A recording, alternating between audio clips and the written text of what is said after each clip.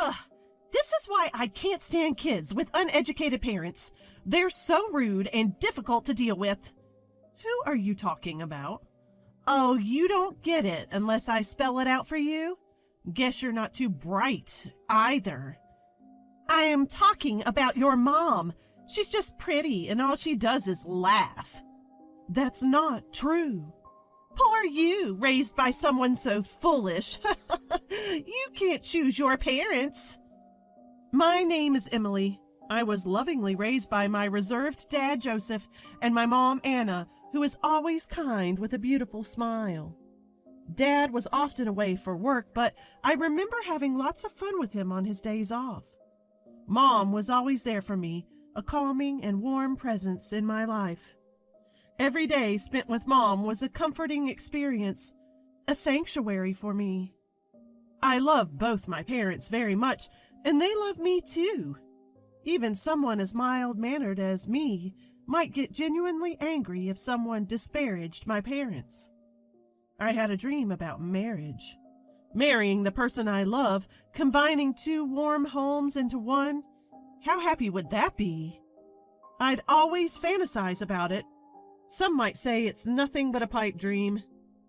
But I had that much confidence in my family. Richard, my current husband, respected my feelings. We met while working a part-time job. He was attending a prestigious university while I was just a high school student going to an ordinary school. We were casual friends at first, but gradually grew closer. I ended up going straight into the workforce after high school while he was still a college student at the time. We were attracted to each other because we had different perspectives stemming from our different environments. About a year into dating, he proposed to me. Our families get along really well, so I'm sure we'll also make a great family. I was really hopeful hearing him say those things. We got married, believing in those words. I had imagined a happy married life, but life isn't always that easy, is it? Little did I know that this decision would throw my life into chaos. Emily, when are you planning on moving in with us? Make up your mind, please. What? Move in together? Before marriage, we lived together in my apartment and continued to do so after. Since we had no kids, I figured we would keep living there. But it seemed that wasn't good enough for my mother-in-law, Rebecca. You're married to my son now. That means living together. Isn't that obvious? Is it? Richard never mentioned anything. You can't figure this out without your husband telling you? Use your brain a bit. I'm sorry. I'll discuss it with Richard and let you know. And just like that, my newlywed life turned into living with my in-laws. I didn't mind living together, but there was some things that bothered me. What is this cleaning? Unbelievable. How can you be so lazy?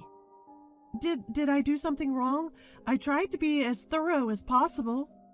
I had swept and wiped the floors, even used tape to pick up small dust particles. I removed water stains and dried the wet areas. I even did regular mold removal. What? Can't you see? The ashtray is full of ash. That's from David, who just smoked. I can't handle every instant. Home should be a relaxing place, and you leave a dirty ashtray? It's because you don't respect me that things are like this. I can't believe you're so inconsiderate. It was my father-in-law, David, who was smoking, filling up the ashtray that I had just cleaned. I can't keep up with that. Rebecca just doesn't get it. And what is this food? It's inedible. What kind of upbringing leads to this kind of taste? I think it's pretty average seasoning. What exactly didn't you like? Don't you know without me saying? It's too salty. You're jeopardizing our health. I didn't think it was that salty. I'll be more careful next time. Please do. We can't stay healthy if we keep living like this. I always thought my cooking was just average. I don't have an extensive repertoire of fancy gourmet dishes. What I lack in style, I make up for by consistently creating dishes that taste just fine. However, No matter how careful I was with my seasoning, it never seemed to please Rebecca. You've got to be kidding me. This is too salty. It's like you're doing it on purpose. I didn't mean to. I thought I made it quite mild. No matter what I cooked, Rebecca always had complaints. But when her friend came over and tried my fried chicken, she had something different to say. Oh, wow. This fried chicken is delicious. Did you make this? Yes, I took my time to prepare it, knowing you were coming over. You're too kind. Despite constantly criticizing me, Rebecca had no problem taking credit when her friend complimented the food. Make that terrible fried chicken again. I'll just have to bear it. If you don't like it, I can just buy something from the store. Didn't I tell you to make it? At least this way you can recognize your own shortcomings. Rebecca would make me cook fried chicken, then pack it up and give it to her friends as if she made it herself. She would lie about being the cook, then turn around and criticize me. I never understood what Rebecca wanted. She probably didn't like me, but she wanted the neighborhood to think well of her. I had to live in this environment. Every day was stressful, and it was wearing me down mentally. Neither my husband nor David ever stepped in to stop this cycle. Both seemed to tactically agree with Rebecca, leaving me feeling more isolated. This is my first experience with married life and living in a two-family home. Maybe this is just the way the world works, and I'm the one who can't handle it. I had no one to talk to, so I tried my best to endure it on my own. Emily, my clothes haven't been ironed. I wanted to wear this outfit for lunch today. But you said you wanted to wear something else yesterday. I've already ironed that. Well, I changed my mind. Being my son's wife, you should have anticipated that. At this point, I had no idea what the right thing to do was, and I was utterly frustrated. In that house, I felt like I had no allies.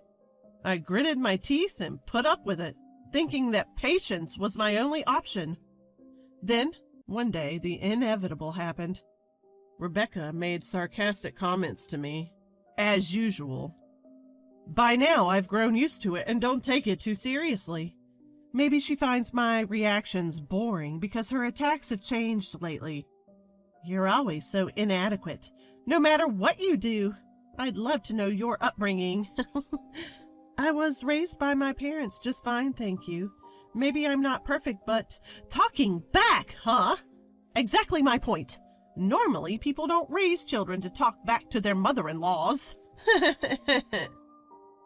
It's all your mother's fault. She doesn't have any impressive degrees, does she?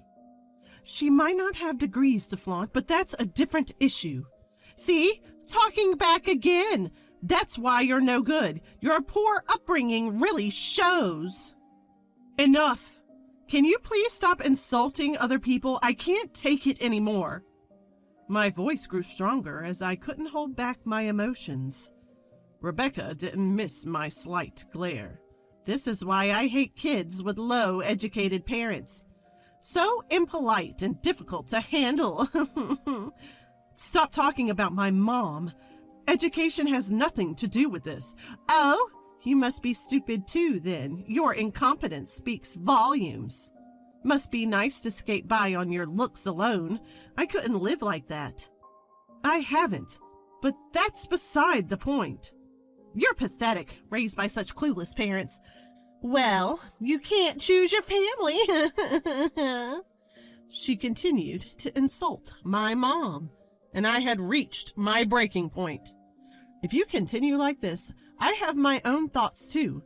I never intended to live with you in the first place. What? We took you in, didn't we? We're housing someone as incompetent as you. You should be grateful because we felt sorry for you since you couldn't receive a proper education. Rebecca sneered as she taunted me. Enough is enough. You have no right to say these things. At least my mom never raised me to insult other people. David finally broke his silence after hearing our exchange. What's with that tone? Don't you have any respect for us? I'm just giving you guidance. That's what a daughter-in-law should be grateful for. Let me be clear. I have no respect for you. All you do is complain, right? You're unbelievable. You don't belong in this family. Seems like you need some tougher lessons. David seemed quite frustrated with my defiance. My husband watched this whole exchange without intervening or saying a word. This situation is just not right. I thought we'd be a good family. I decided I couldn't stand my husband or his parents any longer and chose to divorce and cut ties. This family is messed up. I can't take it anymore. I'm cutting you all out of my life. What? You're divorcing him? You've got guts. Leave right now. I took David at his word, quickly packed my bags, and left my in-laws' house. I tried to calm myself down, but I couldn't anymore. When I rushed back to my parents' house with my bags, they greeted me with shock. After sharing what happened, they silently hugged me and patted my back. You did well. You didn't do anything wrong, and thank you for standing up for yourself. My mom comforted me in a gentle voice. Dad, quiet as ever, seemed to be contemplating something. After a while, he started to speak. I have a plan. Emily, take some time off. Leave the rest to me. I was surprised because Dad never says things like this, but his serious expression made me believe him.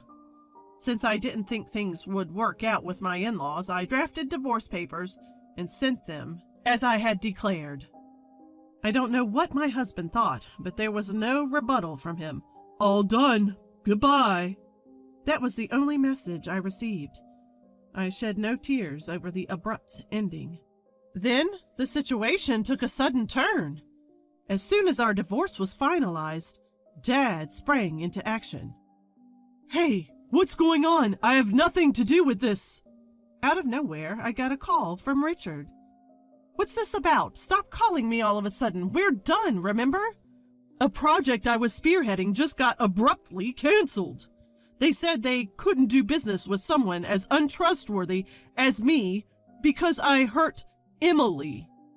Upon hearing more, I find out that the new project Richard was responsible for got canceled. The reason? Apparently his dishonesty toward me, and the hurt he caused me was to blame. I couldn't see how these dots were connected. As I'm on the phone with Richard, Dad steps in and takes over the call. Is this Richard? I'm the one who canceled the deal. I don't think you're someone I can do reputable business with.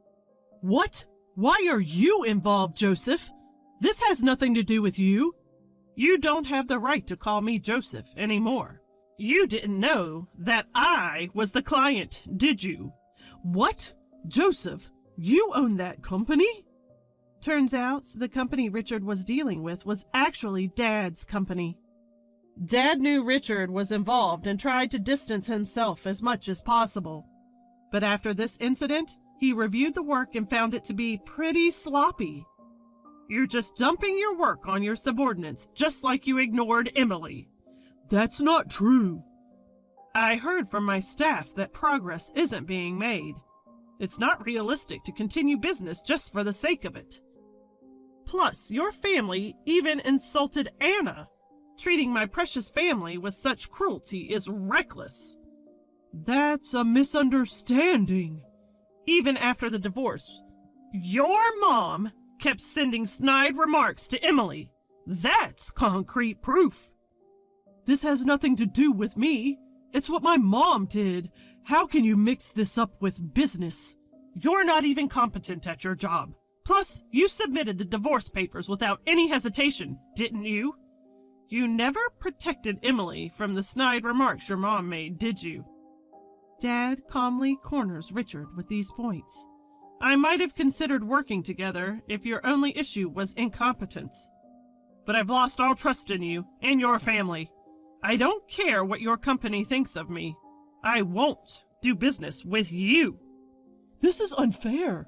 Personal matters are affecting a fair business deal. If you have complaints, go through the company. From now on, I will only communicate with a company representative." With that, Dad hung up the phone. Continuing from where we left off, things took a turn for Richard and his family. Richard's project got officially scrapped. Though he tried to protest the decision, the company reprimanded him for his laziness. Not only did this put a stop to his career progression, but news of his irresponsible behavior spread. The end result? He was transferred to a remote location. Even though he was in sales, he found himself doing nothing but manual labor at a small rural office. Basically, a demotion. Rebecca and her family showed up at our house, tears in their eyes, offering apologies. But Dad was having none of that. "You've disrespected our family enough. I'm the head of this household and my job is to protect my family. As far as I'm concerned, what happens to you, who are no longer family to us, is none of our business." Rebecca got pretty emotional, crying and shouting so loudly that the neighbors could hear. "Richard got demoted because of you. What are you going to do about it?" "If you cared about Richard, perhaps you should have instilled him better values. Maybe you should have raised him to be an adult who can protect his own wife." We told them to never contact us again and forcibly showed them to the door. After that, Rebecca stormed into Richard's company to lobby for better treatment for her son. That didn't go over well either. It became a notorious incident within the company, and Richard felt so uncomfortable at his new post that he ended up quitting. Looks like Rebecca's recklessness cost him his job. As for me, I'm taking some time to recover, both physically and emotionally, at my parents' home. I couldn't find it in me to make it work with Richard and his family, especially after they insulted my beloved mom. For now, I'm totally over the idea of marriage. Instead, I want to focus on showing gratitude to my parents and strengthening our family bonds.